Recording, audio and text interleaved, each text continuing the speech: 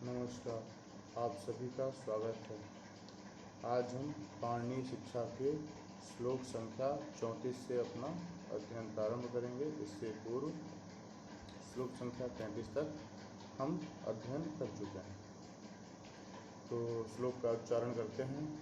संगीतं भीतिमुद्घुष्टं अव्यक्तम् अनुनासिकं काकस्वरं शिरसिगं तथा स्थानविवर्जितम् उपांशुदष्टं त्वरितं निरस्तं विलम्बितं गद्गदितं प्रगीतं निष्पीडितं ग्रस्तपदाक्षरं च वदेन्नदीनं न तु सानुनास्यम्। इससे पूर्व जो है पाठकों के गुण और उनके दोष का विवेचन हुआ था कि ये जो 6 गुण हैं ये पाठक के गुण हैं, ये 6 दोष पाठक के दोष हैं। अब वर्णों के उच्चारण कैसे नहीं करने चाहिए उनका निर्देश इन 2 श्लोकों में किया गया है कि किस प्रकार वर्णों का उच्चारण नहीं करना चाहिए, इसका निर्देशन किया गया है इन 2 श्लोकों में। तो अब जरा सा अन्वय देखते हैं। तो शंकितं भीतिम उद्घुष्टम अव्यक्तम अनुनासिकम काकस्वरम शिरसिगम स्थान विवर्जितम उपांशुदष्टम त्वरितं निरस्तं विलम्बितं गद्गदितं प्रगीतं निष्पीडितं ग्रस्तपदाक्षरं दीनं तथा सानुनास्यं च न वदेत्। कहते हैं कि नहीं बोलना चाहिए, नहीं उच्चारण करना चाहिए। तो क्या नहीं उच्चारण करना चाहिए? तो यहाँ वर्णों की चर्चा चल रही है। तो वर्णों को इस प्रकार नहीं बोलना चाहिए, वर्णों का इस प्रकार उच्चारण नहीं करना चाहिए। तो किस प्रकार उच्चारण नहीं करना चाहिए? तो कहते हैं शंकितम, अर्थात शंकित हो करके, संशय युक्त हो करके, शंकितम न वदे, शंकित हो करके वर्णों को नहीं कहना चाहिए, अर्थात वर्णों का उच्चारण नहीं करना चाहिए। और भीतिम न वदे, और भय से युक्त हो करके, भय से समन्वित हो करके वर्णों का उच्चारण नहीं करना चाहिए।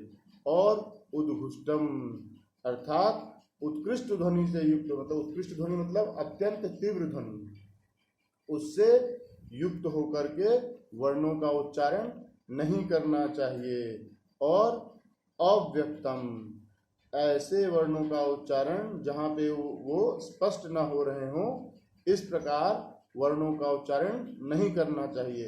अर्थात वर्ण ऐसे उच्चारित करने चाहिए जो पूर्णतः स्पष्ट हो, अस्पष्ट वर्णों का उच्चारण नहीं करना चाहिए।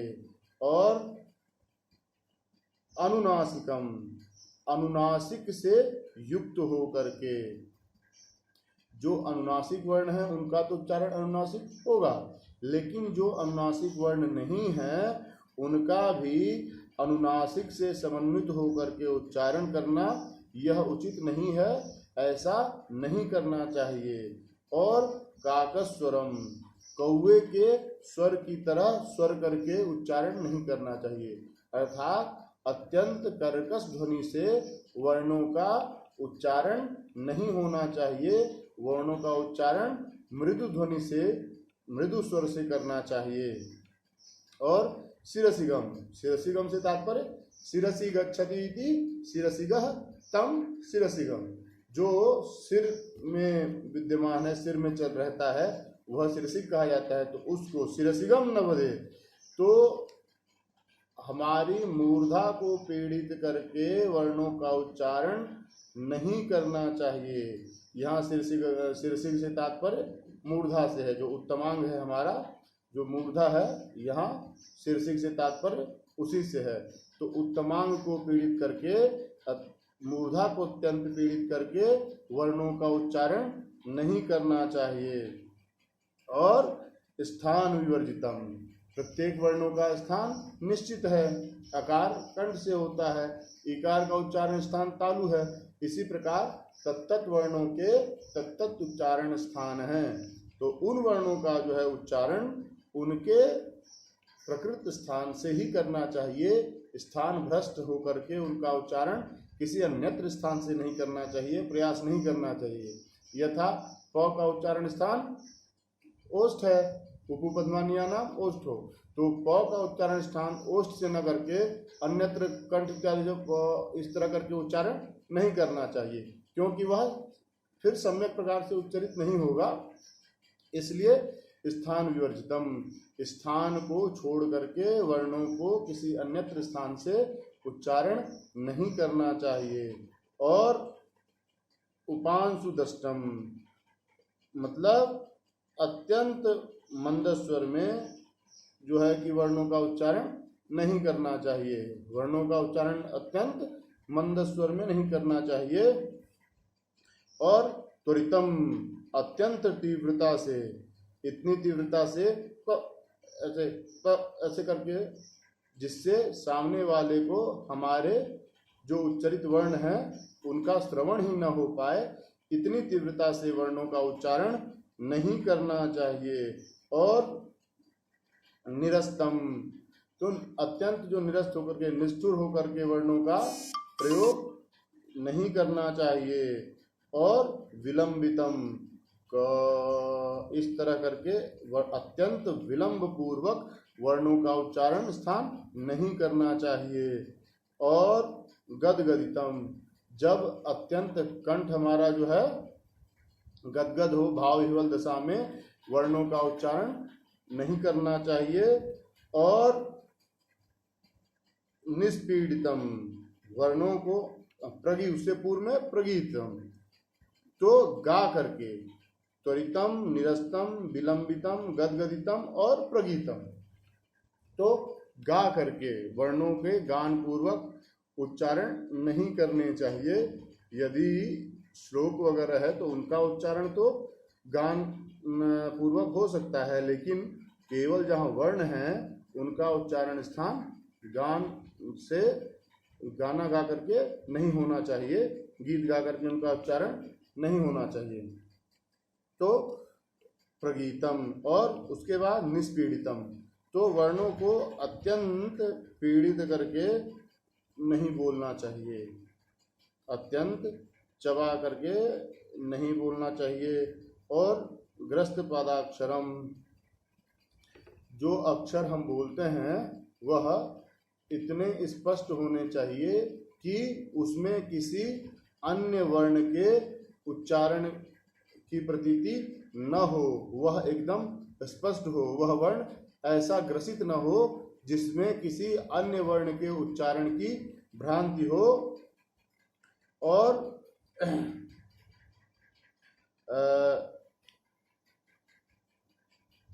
दीनम अत्यंत दीनता से, अत्यंत दीनता से मतलब एकदम दीनहीन भाव में, एकदम अनमने ढंग से भी वर्णों का उच्चारण स्थान नहीं करना चाहिए।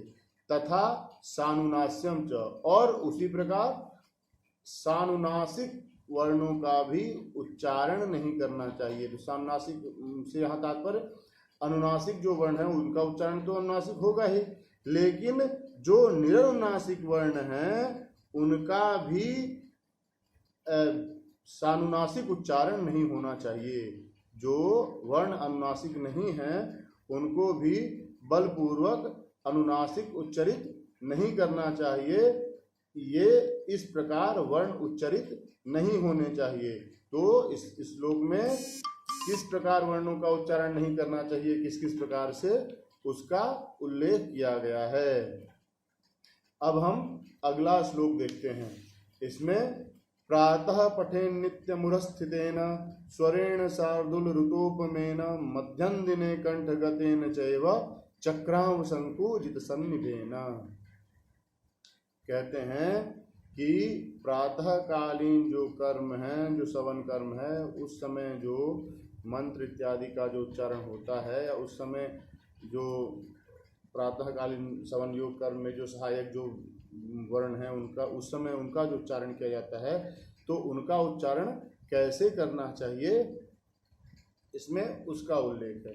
तो फिर से एक बार श्लोक देखते हैं। प्रातः पठेन नित्यमुरस्थितेन स्वरेण शार्दूल ऋतोपमेन मध्यम दिने कंठगतेन चैव चक्राह संकुजित सन्निभेन। कहते हैं कि प्रातः पुरः स्थितेन शार्दूल ऋतोपमेन, प्रातः काल में जो है वर्णों का उच्चारण स्थान कैसे होना चाहिए, तो शार्दूल ऋतोपमेन उरस्थितेन, शार्दूल कहते हैं यहाँ सिंह को। तो जिस प्रकार सिंह की गंभीर ध्वनि होती है, उसी प्रकार प्रातः के जो हमारे श्रवण योग कर्म हैं, उस समय हमें भी अपने उर में स्थित उर अर्थात वक्षस्थल में अत्यंत गंभीर घोषपूर्वक वर्णों का उच्चारण करना चाहिए। गंभीर स्वर में वर्णों का वक्ष स्थल में जो है, जिस प्रकार सिंह जब स्वर करता है तो उस समय जो उसके स्वर होते हैं वो वक्ष से निकलते हैं, वक्ष में अवस्थित होते हैं। उसी प्रकार जो है हमें भी प्रातःकालीन याग कर्म में जो सहायक जो मंत्र हैं, तो उन प्रातःकालीन यज्ञ कर्म में जो सहायक जो मंत्र हैं, प्रातःकालीन में जो उच्चारण किया जाता है, वह कैसा होना चाहिए, तो वह भी जो हमारे हृदय संस्थित जो वह ध्वनि है वह अत्यंत गंभीर होनी चाहिए। और मध्यम दिन है ना, और माध्यम दिन हमारे दिन के मध्य में जो करने योग्य जो क्रियाएं हैं, जो